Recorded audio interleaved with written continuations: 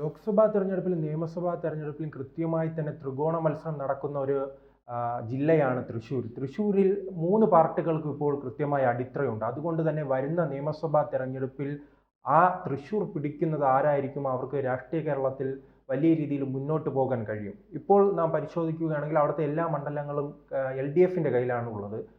കഴിഞ്ഞ ലോക്സഭാ തെരഞ്ഞെടുപ്പിൽ BJPയും ശക്തി തെളിയിച്ചിട്ടുണ്ട്. അങ്ങനെയാണെങ്കിൽ എങ്ങനെയായിരിക്കും മുന്നേറ്റം ആരായിരിക്കും വരുന്ന നിയമസഭാ തെരഞ്ഞെടുപ്പിൽ നേടുക? തൃശ്ശൂരിലെ എന്ന് കേൾക്കുമ്പോൾ നമുക്ക് പെട്ടെന്ന് BJPയെയാണ് ഓർമ്മ വരുന്നത്. സുരേഷ് ഗോപിയെ ഓർമ്മ വരും. സുരേഷ് ഗോപി അവിടെ ഉണ്ടാക്കിയ ഒരു മൈലേജ് വെച്ചുകൊണ്ട് BJP അവിടെ നിയമസഭാ സീറ്റും ഒപ്പം അതിനു മുമ്പ് തദ്ദേശ സ്ഥാപനത്തെ തെരഞ്ഞെടുപ്പിൽ തൃശ്ശൂർ കോർപ്പറേഷനും പിടിക്കണം എന്നുള്ള കണക്കുകൂട്ടലിലാണ് നിൽക്കുന്നത്. അത് സാധ്യമാകും ചിലപ്പോൾ ഒരുപക്ഷെ.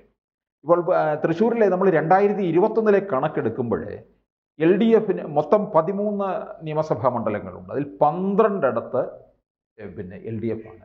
ഒരിടത്ത് മാത്രമേ UDF ഉള്ളൂ. ഒരിടം എന്ന് പറയുന്നത് ചാലക്കുടിയാണ്. 2016 ഇതുപോലെ ആയിരുന്നു. ഒരിടം മാത്രമേ ഉണ്ടായിരുന്നുള്ളൂ UDFന്റെ ഗതിയിൽ. അത് വടക്കാഞ്ചേരിയിലാണ്. അനിൽ അക്കര. അത് 46 വോട്ടിനുണ്ട്. 46 വോട്ടിന്. പക്ഷേ ഈ കഴിഞ്ഞ തവണ ഈ അനിൽ അക്കര 2016 ഈ ലൈഫ് മിഷൻ മുഴുവൻ ഉന്നയിച്ചിട്ടൊക്കെ പോലും 2021 ആ LDF തരംഗത്തിൽ അതങ്ങ് പോവുകയും ചെയ്തു. അല്ല, അനിൽ അക്കരെ പരാജയപ്പെടുത്തണമെന്നത് CPMന്റെ ഒരു അജണ്ട ആയിരുന്നു. അതിനുവേണ്ടി അവർ നിരന്തരം അവിടെ പരിശ്രമിക്കുകയും അതിനുവേണ്ടിയുള്ള ശ്രമം നടത്തി വിജയിച്ചതാണ്. അതെ.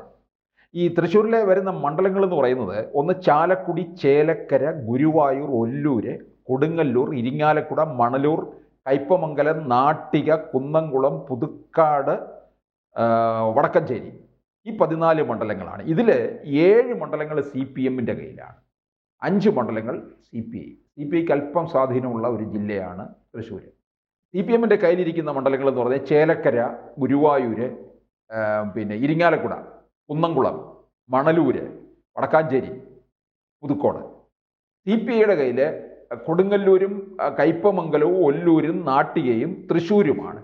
ഇവരിപ്പോൾ 2011 വന്നിട്ടും 6 UDFന്റെ കൈവശമുണ്ടായിരുന്നു, 7 LDFന്റെ കൈവശവും. ഈ ചാലക്കുടി ഇവർക്ക് നിലനിർത്താൻ കഴിയും. ഇപ്പോഴത്തെ ഒരു ഭരണവിരുദ്ധ വികാരമുള്ള സാഹചര്യവും പിന്നെ നല്ല സ്ഥാനാർത്ഥിയെയും ഒത്തൊരുമയും ഉണ്ടായിക്കഴിഞ്ഞാൽ അത് നിലനിർത്തി പോരാ. പിന്നെ ഇവർക്ക് പറ്റുന്നത് ഇരിങ്ങാലക്കുട, തൃശ്ശൂർ ജില്ലയിലെ ഇപ്പോൾ മന്ത്രി ബിന്ദുവിൻ്റെ മണ്ഡലമാണ്. ഇരിങ്ങാലക്കുടയിലെ UDFിൽ നിന്ന് കേരള കോൺഗ്രസ് ജോസഫ് വിഭാഗമാണ് മത്സരിച്ചുകൊണ്ടിരുന്നത്. അത് കോൺഗ്രസ് ഇങ്ങ് ഏറ്റെടുക്കാൻ പോവുകയാണ്. ഇട്ട് കൊടുക്കുമായിരിക്കും, കാരണം പകരമായിട്ട് മറ്റെവിടെങ്കിലും സീറ്റ് കൊടുക്കുമെന്നുള്ളതാണ്. അപ്പോൾ ഈ ഇരിങ്ങാലക്കുടയിൽ കോൺഗ്രസ് ഏറ്റെടുത്തു കഴിഞ്ഞാൽ അവിടെ ഇപ്പോൾ ഉന്നത വിദ്യാഭ്യാസം മുഴുവൻ താറുമാറായി കിടക്കുകയാണ്.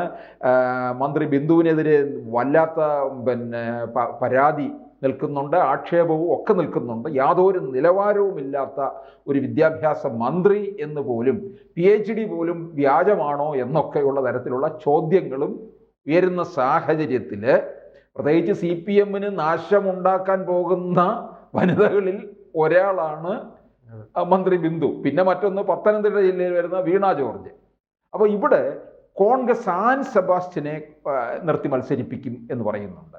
ആൻ സെബാസ്റ്റ്യൻ ആകുമ്പോൾ കൂടുതൽ ഇരിങ്ങാലക്കുടക്കാരിയുമാണ്, വലിയ പിന്തുണയും ഒക്കെ ഉണ്ട് യുവനിരയിൽ നിന്നുമാണ്. അപ്പോൾ അത് വിജയസാധ്യത കണ്ടുകൊണ്ടാണ് ആൻ സെബാസ്റ്റ്യന് വേണ്ടിയിട്ട് ആ മണ്ഡലം ജോസഫ് വിഭാഗത്തിൽ നിന്ന് വാങ്ങുന്നത്. പിന്നെ അവർക്ക് പറ്റുന്നത് ഈ വടക്കാഞ്ചേരി തന്നെ ഒന്നുകൂടെ ശക്തമായ ഊന്നൽ നൽകിക്കൊണ്ട് രംഗത്തേക്ക് ഇറങ്ങിക്കഴിഞ്ഞാൽ ഇത് തിരിച്ചു പിടിക്കാം വടക്കാഞ്ചേരി. 3 മണ്ഡലമായി. പിന്നെ 4ാമത്തത് കൊടുങ്ങല്ലൂർ മണ്ഡലമാണ്. അതിപ്പോൾ CPIയുടെ കയ്യിലാണ് ഇരിക്കുന്നത്. അവിടെ TN പ്രതാപനെ ഇറക്കാനുള്ള തീരുമാനമുണ്ട്. TN പ്രതാപനെ 2011 MLA ആയിരുന്നു. പ്രതാപനാകുമ്പോഴേ ഈ കൊടുങ്ങല്ലൂർ തീരദേശ മേഖലയാണ്. അവിടെ ആ വിഭാഗത്തിൽപ്പെട്ടവരുടെ വോട്ട് നന്നായി സമാഹരിക്കാൻ അദ്ദേഹത്തിന് കഴിയും. 2019 തൃശ്ശൂരിൽ നിന്ന് അദ്ദേഹം വിജയിച്ചു. 2024 MP സ്ഥാനത്തേക്ക് മത്സരിക്കാൻ വേണ്ടി പോസ്റ്റർ വരെ അടിച്ചിറക്കിയതാണ്. അപ്പോഴാണ് മുരളീധരൻ വടകരയിൽ നിന്ന് ഇങ്ങോട്ടേക്ക് ചെന്നത് സുരേഷ് ഗോപിയെ തോൽപ്പിക്കുമെന്നും പറഞ്ഞ്. അവസാനം മുരളീധരനെ 8 നിലയിൽ പൊട്ടിച്ച് വിട്ടു കോൺഗ്രസ്സുകാരെല്ലാം കൂടെ. അപ്പോൾ TN പ്രതാപൻ ജയിച്ചാൽ UDF അധികാരത്തിൽ വന്നാൽ പ്രധാനമന്ത്രിയും കൂടി ആകും. പിന്നെ ഗുരുവായൂർ സീറ്റ് ഇപ്പോൾ CPM-ന്റെ കയ്യിലാണ്. അത് നേരെ UDF-ൽ കൊടുത്തിരിക്കുന്നത് ലീഗിനാണ്. പക്ഷേ ലീഗ് അത് വിട്ടുകൊടുക്കാൻ തയ്യാറാവും കോൺഗ്രസിന്. വിട്ടുകൊടുക്കുമ്പോൾ ലീഗ് വേറെ എവിടെയെങ്കിലും വാങ്ങും, അത് വേറെ കാര്യമാണ്.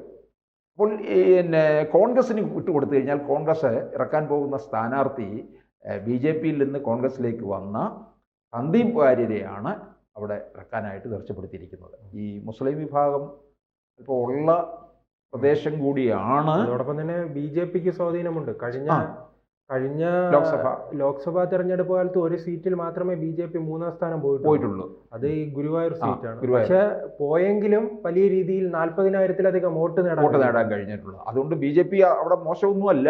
BJP ശ്രദ്ധ കേന്ദ്രീകരിക്കുന്നുണ്ട് എന്നുള്ളതാണ്. അവിടെ ഇപ്പൊ ഗുരുവായൂർ എന്ന് കേൾക്കുമ്പോൾ പലരും വിചാരിക്കും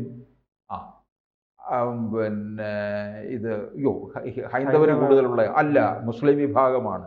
അവിടെ ഗുരുവായൂർ അമ്പലത്തിൻ്റെ 4 നടയിലുള്ള കച്ചവടം ചെയ്യുന്നത് കൂടുതലും ആരാണ്? മുസ്ലിം വിഭാഗത്തിലുള്ളവരാണ്. പിന്നെ അത് കഴിഞ്ഞാൽ തൃശ്ശൂർ ആസ്ഥാനമായിട്ടുള്ള തൃശ്ശൂർ കോൺഗ്രസ്സിന് വലിയ നോട്ടമുണ്ട്, പ്രതീക്ഷയുണ്ട്. പക്ഷേ അത് ഇത്തവണ എനിക്ക് തോന്നുന്നില്ല അതങ്ങനെ ഈസിയായിട്ട് പിടിച്ചെടുക്കാൻ പറ്റും എന്ന്. കാരണം സുരേഷ് ഗോപിയുടെ തട്ടകമാണല്ലോ. അപ്പം തീർച്ചയായിട്ടും 40% ക്രൈസ്തവരും ഒക്കെയുള്ള, പിന്നെ ഈഴവ വിഭാഗവും ഒക്കെയുള്ള ഒരു മണ്ഡലം കൂടിയാണ് തൃശ്ശൂർ.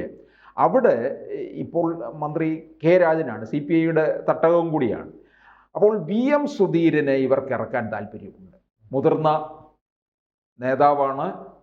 പിന്നെ ഇനി മത്സരരംഗത്തേക്കില്ല എന്ന് പറഞ്ഞ് പിന്മാറി നിൽക്കുന്ന ആളാണ് VM സുധീരൻ.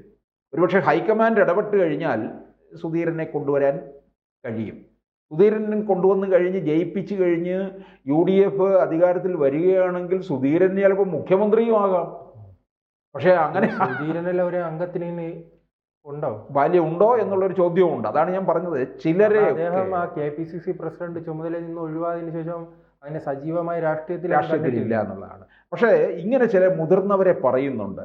തിരുവല്ലയിൽ PJ കുര്യനെ പറയുന്നുണ്ടല്ലോ, മുല്ലപ്പള്ളി രാമചന്ദ്രൻ, ഇങ്ങനെയുള്ളവരൊക്കെ പറയുന്നുണ്ട്. കാരണം കുറച്ച് പേര് മുതിർന്ന നിരയിലുള്ളവരെ കൂടെ കൊണ്ടുവരിക. VM സുധീരനെയും കൂടെ മുഖ്യമന്ത്രി സ്ഥാനത്തേക്ക് കൊണ്ടുവന്നു കഴിഞ്ഞാൽ ഇവിടെ കേരളത്തിൽ 6 മാസം കൂടുമ്പോൾ മുഖ്യമന്ത്രി മാറേണ്ടി വരും. നമ്മുടെ കർണാടകത്തിലെ സിദ്ധരാമയ്യ മാറിക്കൊടുക്കാൻ തയ്യാറാകുന്നില്ലെന്നാണ് വാർത്ത വന്നുകൊണ്ടിരിക്കുന്നത്. അപ്പോൾ സുധീരൻ വരികയാണെങ്കിൽ ബാർ മുതലാളിമാരെല്ലാം ഒന്നടങ്കം UDF-നെ പരാജയം. അതെ, അങ്ങനെയും ഉണ്ട്. അപ്പോൾ അതുകൊണ്ടൊക്കെ സൂക്ഷിച്ച് മാത്രമേ അത് ഇറക്കുകയുള്ളൂ. അപ്പം വിജയസാധ്യതയുള്ള ഈ 6 ഇടങ്ങളും കോൺഗ്രസ് തന്നെ മത്സരിക്കുന്നു എന്നുള്ളതാണ് ഇവിടുത്തെ ഒരു പ്രത്യേകത. അപ്പോൾ ഈ 6 മണ്ഡലങ്ങൾ ചാലക്കുടി, ഇരിങ്ങാലക്കുട, വടക്കാഞ്ചേരി, കൊടുങ്ങല്ലൂര്, ഗുരുവായൂർ, തൃശ്ശൂർ, ഈ 6 മണ്ഡലങ്ങൾ 13 മണ്ഡലങ്ങളുള്ളതിൽ 6 കോൺഗ്രസ് നല്ല സ്ഥാനാർത്ഥികളെ നിർത്തി അത് പിടിക്കാനുള്ള തയ്യാറെടുപ്പിലാണ്. ഇനിയും ഘടകകക്ഷികൾക്ക് കൊടുക്കുന്നുണ്ട്. അതും കൂടെ ആകുമ്പോൾ തൃശ്ശൂരിൽ ഇവർക്കൊരു മേൽക്കൈ സ്ഥാപിക്കാം എന്നാണ് കണക്കുകൂട്ടൽ. കൂടുതൽ വാർത്തകളും വിശേഷങ്ങളും നിങ്ങളിലേക്ക് എത്താൻ ABC മലയാളം സബ്സ്ക്രൈബ് ചെയ്യുക, ബെൽബട്ടനും അമർത്തുക.